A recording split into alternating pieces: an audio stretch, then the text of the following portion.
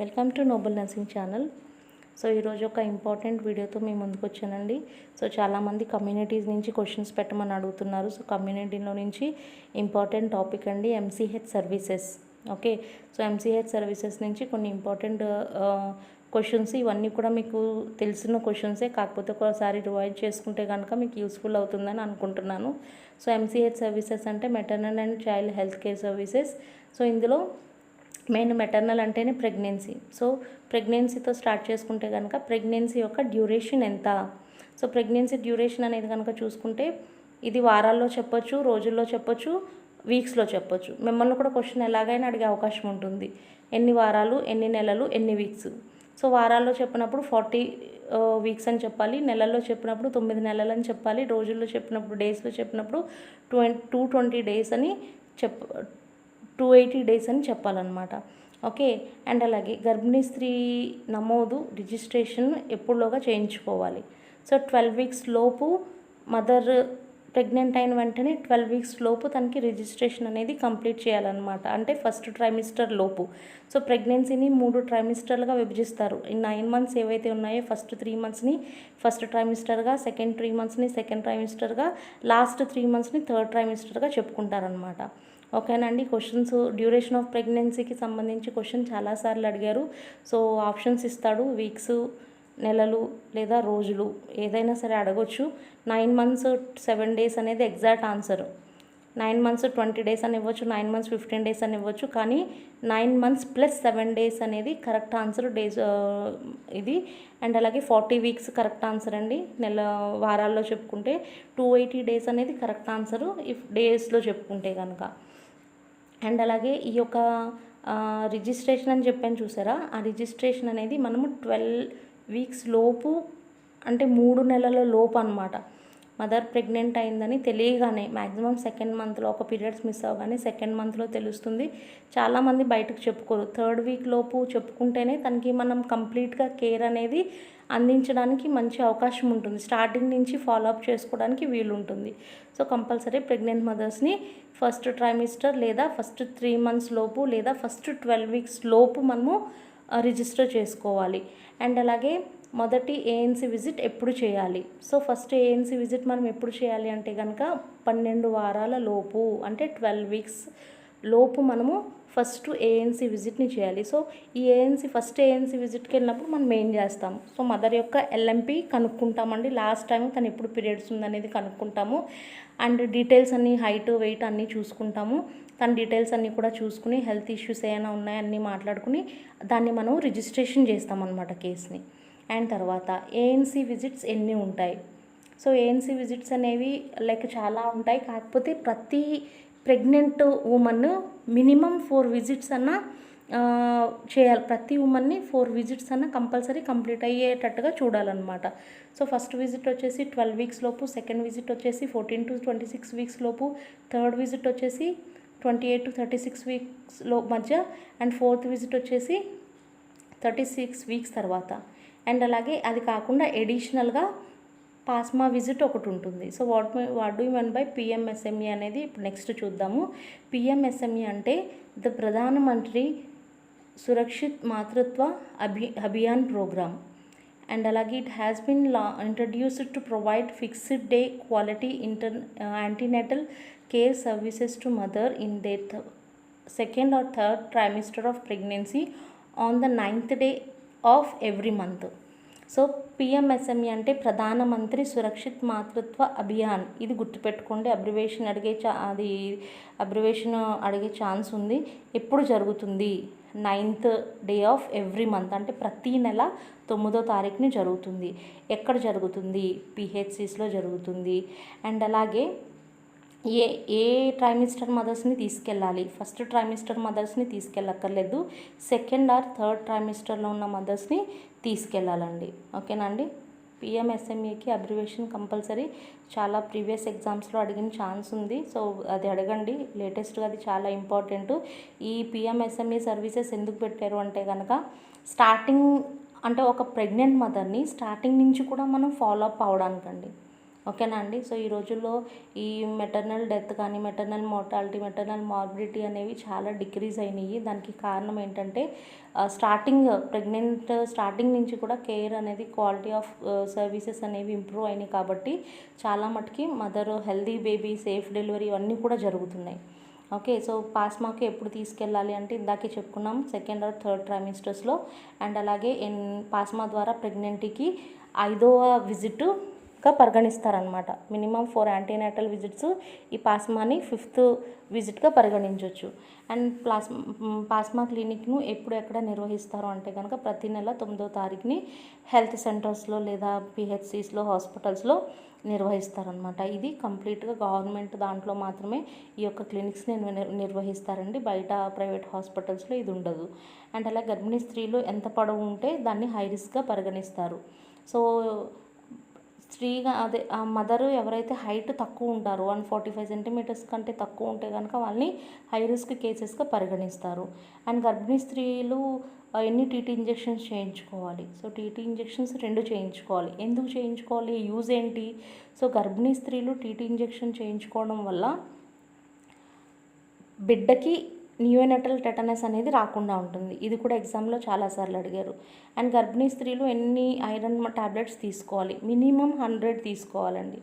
And ప్రెగ్నెన్సీలో వాడవలసిన tablet list ఉంది, ఇక్కడ చూద్దాము. ఫస్ట్ది ఫోలిక్ యాసిడ్ మాత్రలండి. సో ఫస్ట్ 3 నెలలు అంటే ఫస్ట్ ట్రైమిస్టర్లో మనము ఫోలిక్ యాసిడ్ మాత్రల్ని తల్లికి ఇస్తాము. ఎస్పెషల్లీ ఈ టాబ్లెట్స్ వాడటం వల్ల పిల్లలకి డిఫెక్ట్స్ లోపాలేవి కూడా లేకుండా పుడతారు.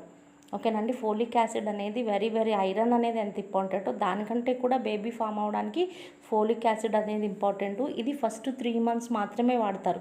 కంప్లీట్గా 3 మంత్స్ ఎవరు కూడా ఈ టాబ్లెట్స్ని వాడరు. తర్వాత ఐరన్ టాబ్లెట్స్ రోజుకొకటి వాడతాము. కాల్షియము 4వ నెల నుంచి రోజుకు 2 వేసుకోవాలి. అండ్ అలాగే సెకండ్ ట్రైమిస్టర్లో కానీ థర్డ్ ట్రైమిస్టర్లో కానీ ఆల్బెండిజోల్ టాబ్లెట్స్ నులుపురుగుల టాబ్లెట్ ఒకటి ఖచ్చితంగా వేయాలండి. ఓకేనా అండి. ప్రెగ్నెన్సీలో ఖచ్చితంగా వేయాలి ఆల్బెండిజోల్ టాబ్లెట్. సెకండ్ కానీ థర్డ్ ట్రైమిస్టర్లో ఒకటి మాత్రం వేయాలి. కాల్షియం రోజుకి 2, ఐరన్ రోజుకి 1. ఓకేనా అండి.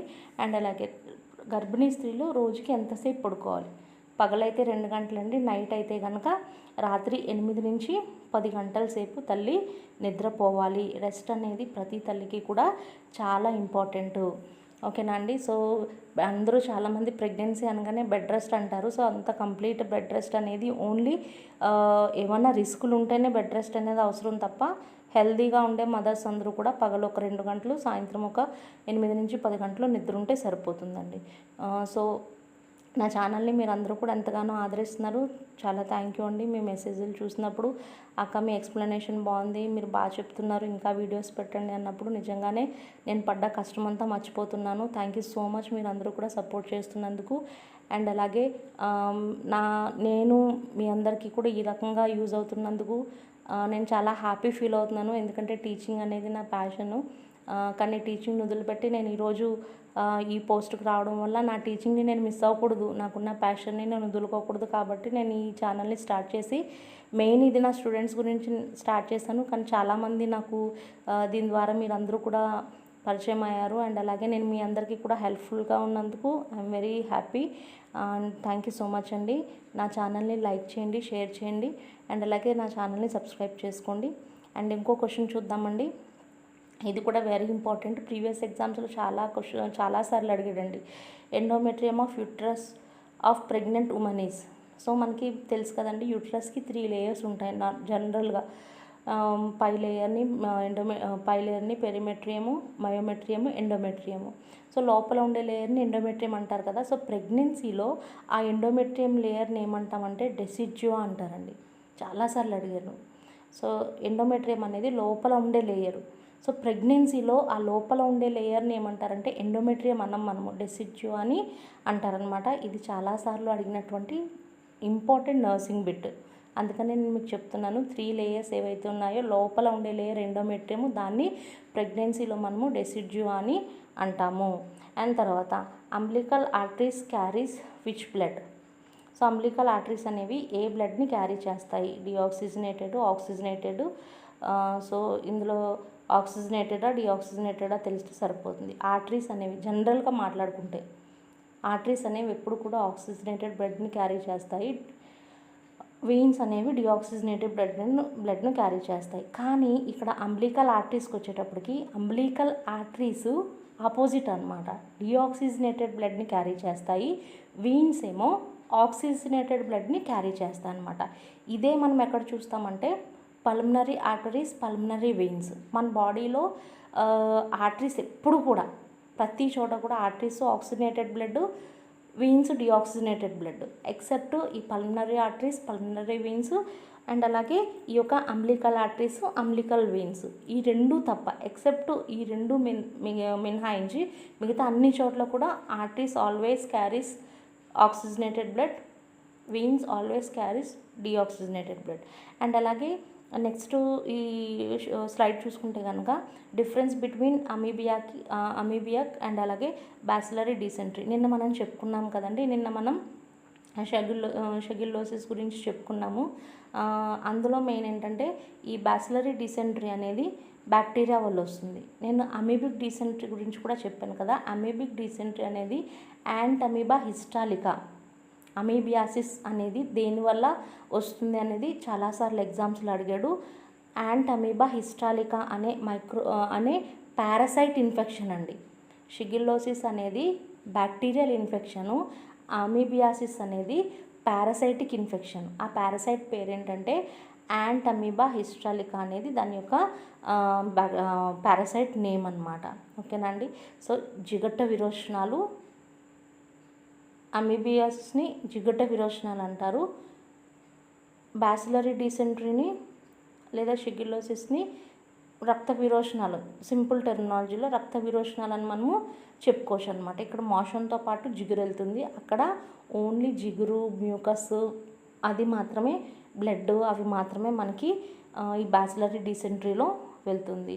సో ఇందులో మనం ఖచ్చితంగా టాబ్లెట్స్ యూజ్ చేయాలండి, యాంటీబయాటిక్స్ కూడా ఇస్తారు. అవి యూజ్ చేస్తేనే మనకి సిమ్టమ్స్ అనేవి తగ్గుతాయి. హైడ్రేషన్ అనేది కోల్పోకుండా ఉండాలంటే ఫ్లూయిడ్స్ ఎక్కువ తీసుకోవాలి అండ్ అలాగే స్పైసీ ఫుడ్ని తగ్గించాలి. ఇవన్నీ కూడా ట్రీట్మెంట్ ఆప్షన్స్. అండ్ అలాగే నా వీడియోస్ అన్నీ కూడా మీకు యూజ్ అవుతున్నందుకు నేను చాలా హ్యాపీగా ఉన్నాను. క్వశ్చన్స్ అన్నీ కూడా రాసుకోండి, ప్రతి క్వశ్చన్ని రివైజ్ చేసుకోండి. ఓన్లీ నా వీడియోసే సరిపోతాయా అని అనుకోకండి. కంపల్సరీ మీరు బయట నుంచి కూడా ఇంకా అదర్ బుక్స్ని రిఫర్ చేయండి, అదర్ ఛానల్స్ని రిఫర్ చేయండి. మ్యాక్సిమం వీలైనన్ని బిట్స్ గ్యాదర్ చేయండి. ఓకేనండి. టైం ఎవరు కూడా వేస్ట్ చేసుకోవద్దు. మేబీ మీకు ఇప్పటికే ఎగ్జామ్ డేట్ అనౌన్స్ చేసేయాలి, బట్ కాకపోతే కేసు గురించి కాస్త లేట్ అవుతుంది. ఆ లేట్ని మీరు మంచిగా యూజ్ చేసుకుని అది మీకు బెనిఫిట్ అయ్యేలా చూసుకోండి టైంని, అంతే తప్ప లేట్ అవుతుందని బాధపడొద్దు. బాగా ప్రిపేర్ అవ్వండి. ఏమైనా డౌట్స్ ఉంటే కంపల్సరీ కమెంట్లో పెట్టండి, నేను మీ డౌట్స్ని క్లారిఫై చేయడానికి ట్రై చేస్తాను. Thank you so much.